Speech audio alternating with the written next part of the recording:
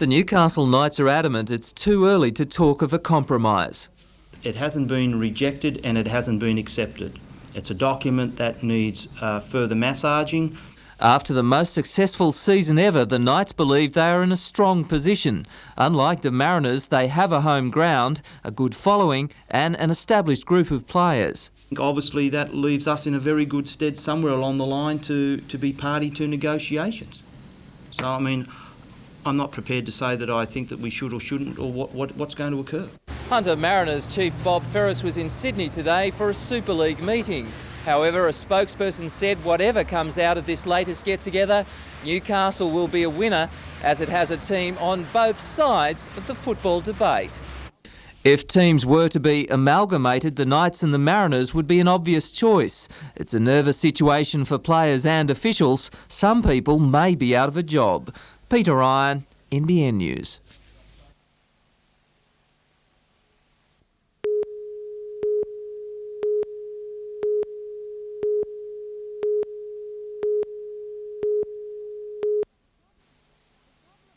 The problem of staffing in the coalfields is well known. In September, Police Minister Paul Whelan visited the area, promising extra help. Cessnock is going to have its answers solved in the short term by finding the surplus police in New South Wales and putting some of them here into Cessnock. In the long term, the government's commitment to increase police numbers are going to mean more police here in Cessnock. But 2 months on and nothing has been done. According to officers, the situation has worsened. Next week, Curry Police Station will close for 4 days as officers there work in Cessnock, manning one car which will cover the entire coalfields area. Cessnock patrol encompasses an area from Wallumbye up to all over the vineyards to Gilston Heights near Maitland, out to the Gap and nearly up to Mount Sugarloaf. So it's a big area for one car to cover. And there's no backup for the people working those cars.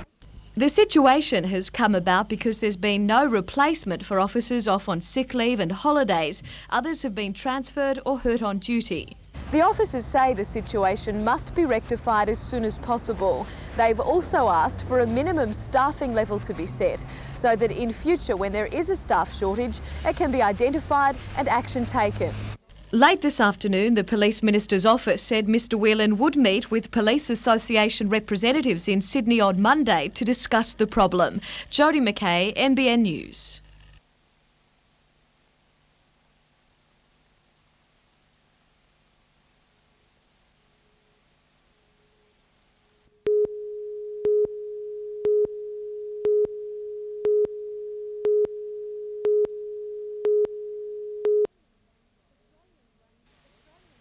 Australian grain growers are at the mercy of elements such as the weather, market prices and pests. While it's a victory to get past these problems, storing grain poses a number of threats. Over the years, the wheat has been stored in silos, but this has not been entirely satisfactory. The Grains and Research and Development Corporation is leading the push to introduce a common standard. It's brought together the scientists, the engineers, the growers, with the silo manufacturers to look at the problem that we're facing, to look to the future to see where we want to be, and to bring the silo manufacturers onto the team that will enable our growers to be able to satisfy their future market demands for pest-free, insect-free grain. A 3-year program was launched, resulting in the Triple S silo, which meets the standards of structural soundness, safety and sealing for insect treatment. The GRDC says the 10% rise in the cost of the Triple S silo is well worth it. In the longer term, the silo is going to be that much better that it's going to last longer, it's going to be multiple use, it's going to be self-cleaning, it's going to be all the safety things that if the growers don't bite the bullet now and pay a little bit more for them, someone else will come in with a big stick and say, put it on, sir, and that'll cost them a hell of a lot more money. Amanda Bolger, NBN News.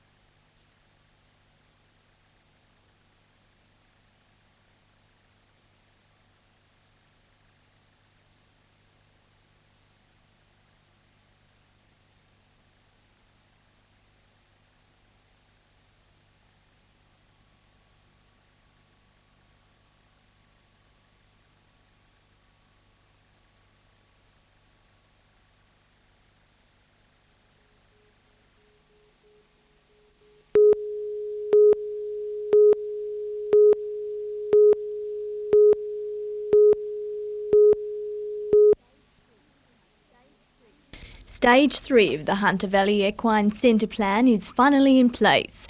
Almost $4.9 million has been pledged by the federal government and the thoroughbred industry towards the research laboratory project.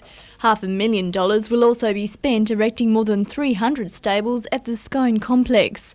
Coupled with the $7.5 million state government investment towards the world-class Scone racecourse, it's no wonder there are claims the Upper Hunter town will soon boast the world's best equine research facilities. Australia has the opportunity to capitalise on its reputation, but to do that it's got to put the investment in. Australia's bloodstock exports are worth $30 million and it's estimated they will triple by the year 2000. Heather Stewart, NBN News.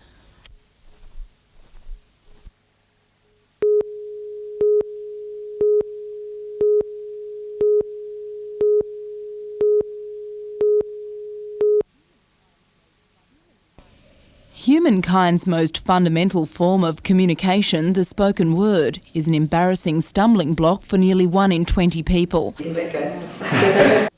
According to speech pathologist Dr. Alison Ferguson, the effects of having a speech impediment will be felt in every facet of the sufferer's life. Well, I think it dramatically affects both their educational and their vocational prospects. Without clear communication, it's very hard to learn to read. Yet there is a shortage of help, particularly publicly funded help for those people. We're in short supply just over Australia-wide. There are a number of speech pathologists working for public health system, and of course they have very busy and have waiting lists of up to 1 to 2 years. A new speech centre at the University of Newcastle, staffed by third-year speech pathology students, will extend a helping hand to those with oral communication problems at no cost. On its first day of operation, the clinic already has about 50 clients on its books. Most of them are children and young adults, but the centre hopes to cater for older clients such as stroke victims within a few months. Laura Saperstein, NBN News.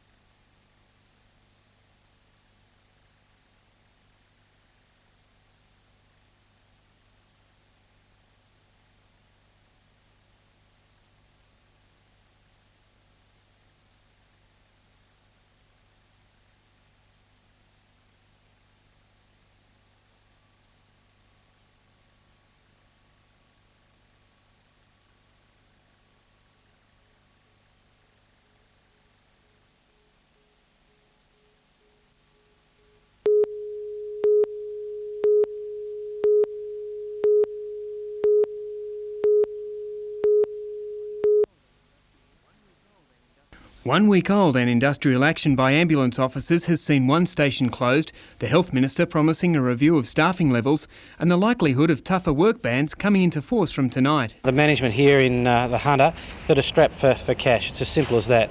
They've got no more money for staff, and the only way they will get that staff increase is from the Carr government. They've got to say, here's the money to the New South Wales Ambulance Service to be used in this area of staffing. The Hunter's ambulance service has better staffing than many other areas in the state, but local officers claim that they're putting themselves and their patients at risk by turning up alone to emergencies. The Beresfield ambulance station was closed at times because it could not be adequately staffed. Officers meet tonight to gauge the government's response to their action. And if the answers that we get from that meeting aren't what we want and what will still infringe on the public getting their proper treatment, we'll be looking it up in the ante with further industrial action. How far can that go? What's the worst scenario?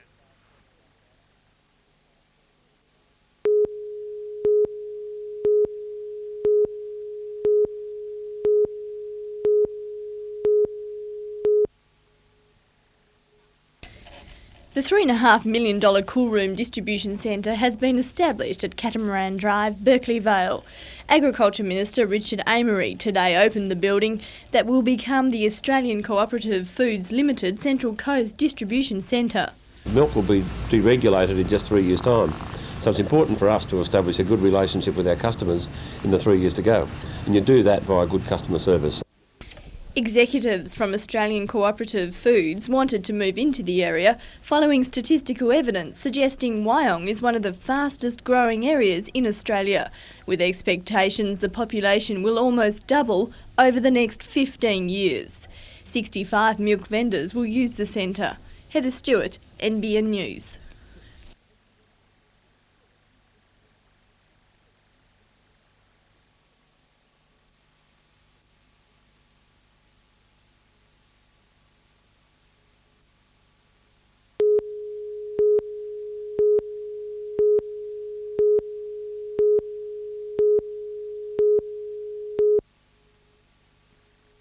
Police believe 68-year-old Eric Rogers, the lone owner and operator of the shop in Newcastle's West End, spent a night and most of yesterday's heatwave lying bound and bashed in the flat above his shop.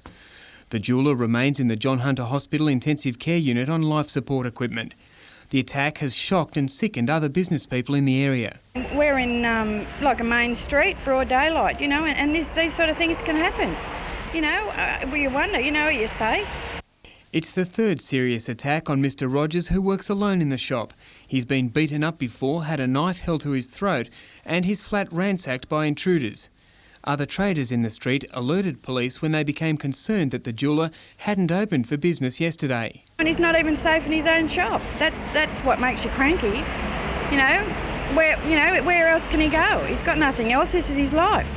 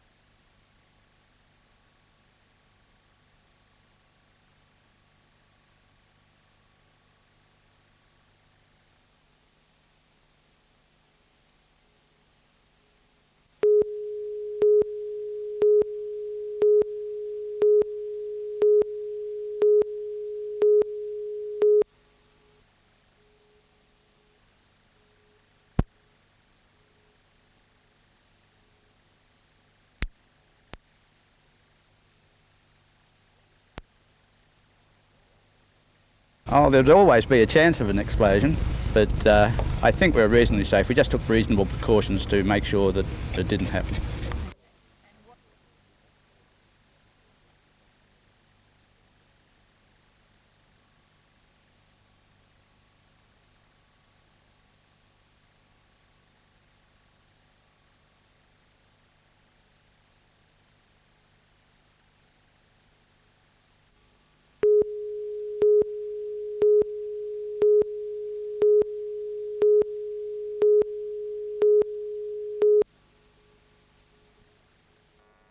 The exhibition at Newcastle's Regional Library is a testament to the awe-inspiring beauty and savagery of the natural world. Animals of prey are captured in their most fearful moments, as well as when lying back for a little R&R.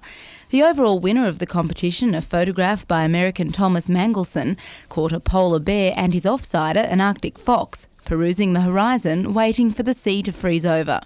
Once the freeze sets in, the bear will be able to hunt seals and the fox will scavenge from his leftovers. As well as terror and awe-inspiring beauty, the exhibition captures some lighter moments. British photographer Jason Venus says hedgehogs are usually seen as casualties on the roads in the UK, and he was pleased to snap one that made it successfully across the treacherous terrain.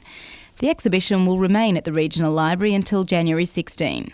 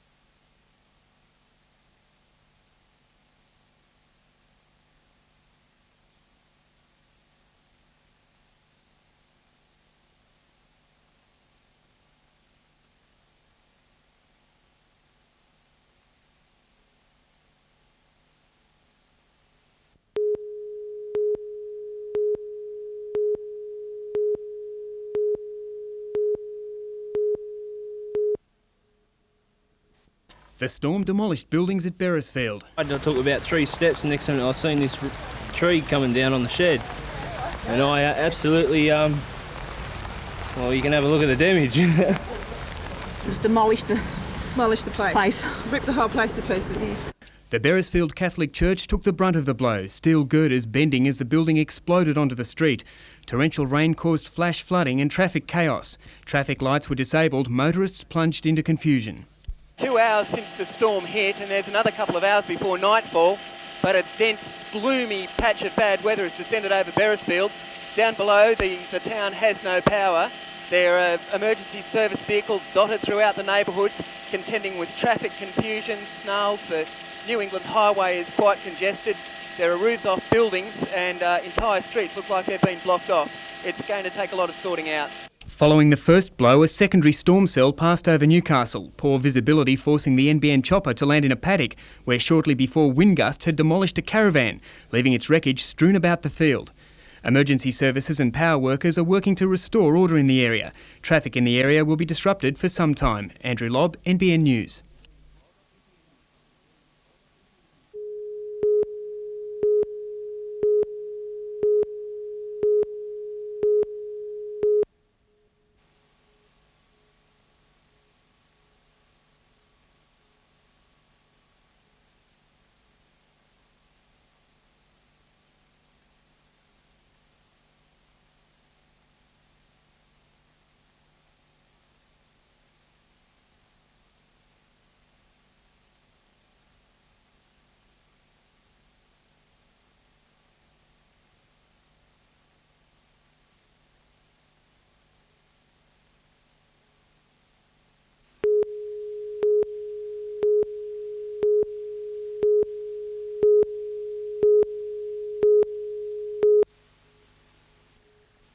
Guest of honour at the Hunter Region Secondary School Sports Association Blues presentation was Butch Hayes, international basketball star and captain of Newcastle's NBL team, the Falcons.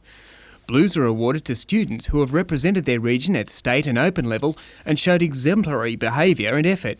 But according to NBL star Butch Hayes, winning isn't everything. There's other ways that you can achieve through sport. After a couple of weeks of playing your sport, you wake up in the morning and you go, I got muscles, look at that. Special mentions are also made to students in a variety of sports ranging from canoeing to touch football and diving. Students came from as far afield as Wingham and Taree. Sports Association Committee Awards went to Brooke Morrison from Wingham High, accepted by Sportsmaster Kel Bridges. Brooke has been picked for the Australian Under-21 hockey training squad at just 17. Cross-country runner Clinton Macavicius also won a committee blue. Looked up to by younger athletes, he represented Australia at the World Cup in England.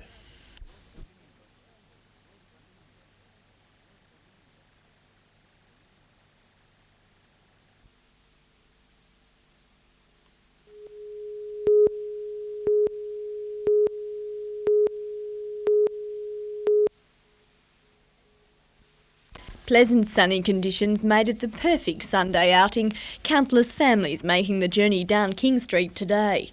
Certainly one of Newcastle's biggest festivals. Organisers claim the event is now the largest street fair in the state.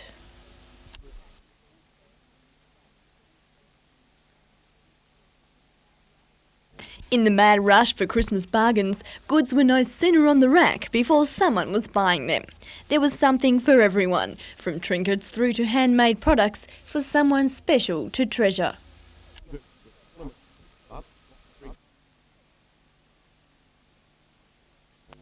There was plenty of Christmas cheer with only 22 days to go until the big day.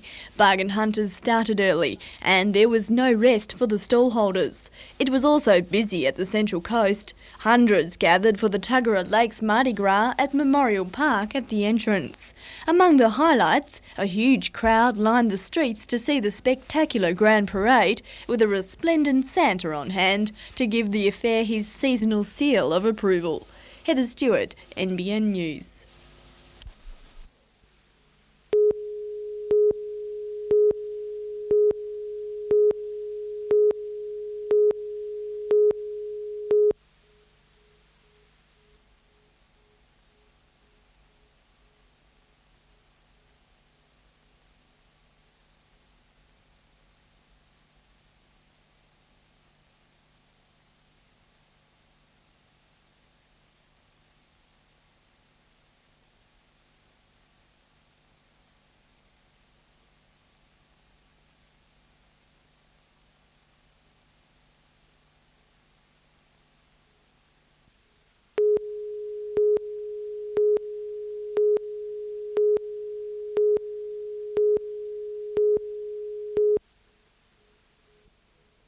The cleanest surf of the tournament greeted competitors on the last day with the Women's All-Star Final at Queensland-New South Wales affair.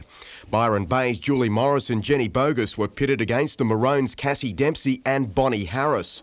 The final developed into a struggle between the Byron Bay pair, Bogus just outpointing Morris to claim the title.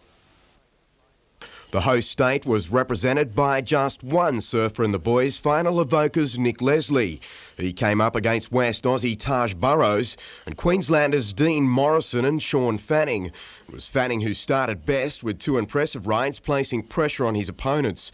But Burrows responded in the best possible fashion to claim the final and will now start as one of the favourites for the national youth titles in Newcastle on Thursday. Fanning was second, Morrison third, while Leslie will be hoping for a better showing this weekend.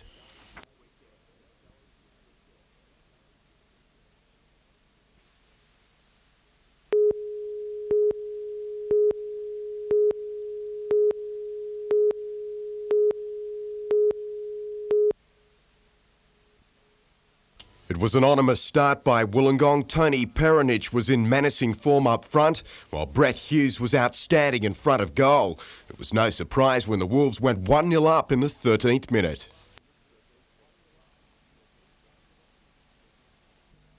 The visitors continued to bombard Craig Carter, who proved equal to the task until a searching ball from George Jalewski gave Peronich his second and what appeared to be a winning break. But replacements Harry James and Scott Thomas lifted the breakers, who rallied, only to be thwarted once again by Hughes.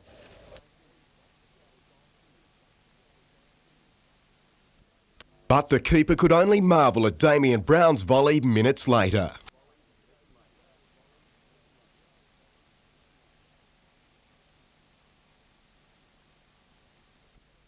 James did his best to clinch the equaliser, which didn't eventuate, but was one of the few not to earn the coach's wrath. Harry's a 19-year-old kid. Yeah, it shouldn't be up to him to motivate, blokes that have played a few games in the National League. And it appears Cosmina's patience has run out with another teenager in junior Socceroo hopeful Clayton Zane. Clacker's in the bad books for disciplinary reasons, so he would have been playing in the youth team this Sunday, come what may. He probably wouldn't have even gone to Melbourne with us this week, based on his performance yesterday. Newcastle plays South Melbourne away on Wednesday, with James and Thomas expected to start.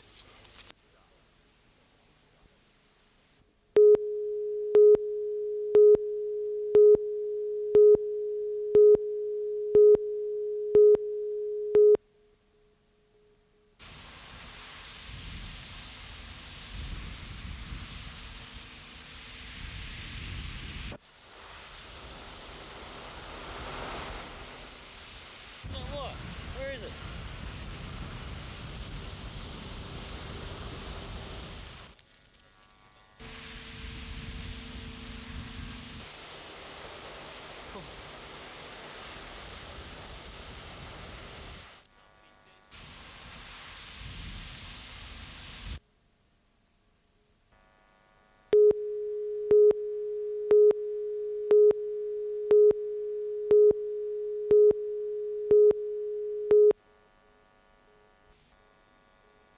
Commissioner Kevin Cleland is attempting to leave no stone unturned in an issue that has simmered around Fullerton Cove for years.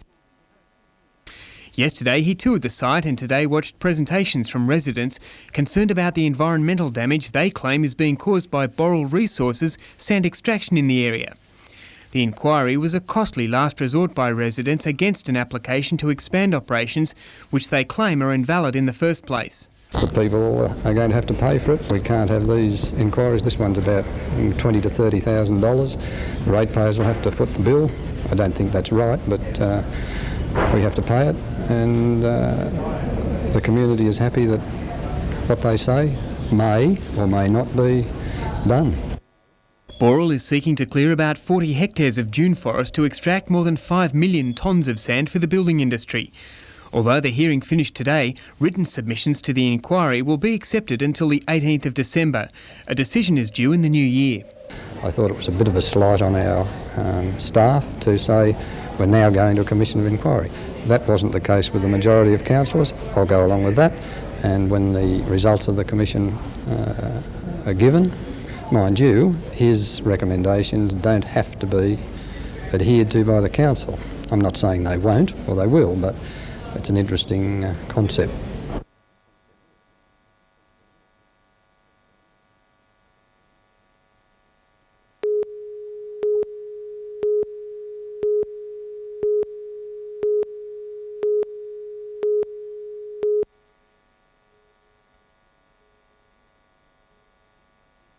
Tuning up during rehearsals, the University Choir is promising another of its popular programs. The Carol Festivals offer international Christmas song as well as locally produced material and the chance for children in the audience to come out and participate. As well as traditional carols, there'll also be crowd-pleasing sing-alongs, with a special presentation by conductor Peter Brock. Silent Night will be sung in German and English, marking a time during World War I when opposing troops paused to sing with one another across what was known as no man's land between the trenches. The Festival of Carols will be held at the university's Great Hall on Sunday.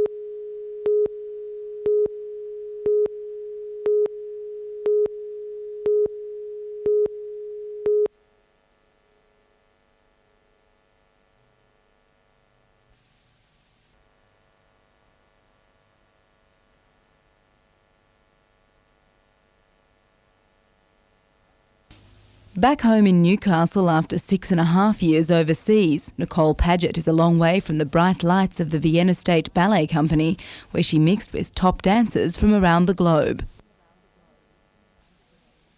Over there we have the people coming from Russia, France, England. They're from everywhere, and everyone's just different, and it's just so fascinating. After performing in Sweden, Finland and Austria, Nicole has hung up her pointe shoes to instruct her younger protégés at the Tessamunda Ballet Centre, where she did her first pirouette at the tender age of 5. Despite the upheaval in her life, Nicole says she's focusing 100% on her new career path. It's a real challenge, of course, but it's a pride to see the children on stage when they're finished. You know, it's just they look beautiful when they're on stage, and it's the finished product is that why we are doing it. Nicole and her own long-time mentor, Miss Maunder, are already at work preparing for a show in Newcastle in 2 weeks' time.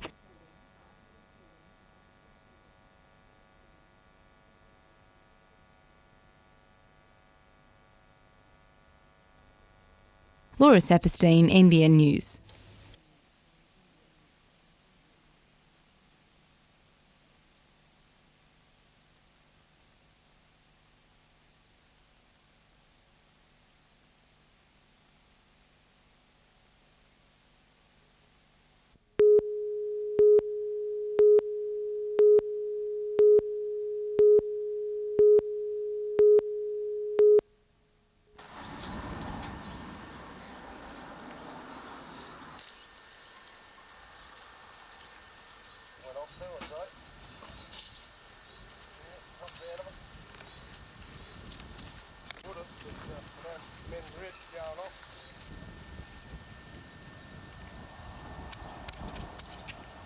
microwave oven. Go off. Hot coals left there at the fireplace. All right.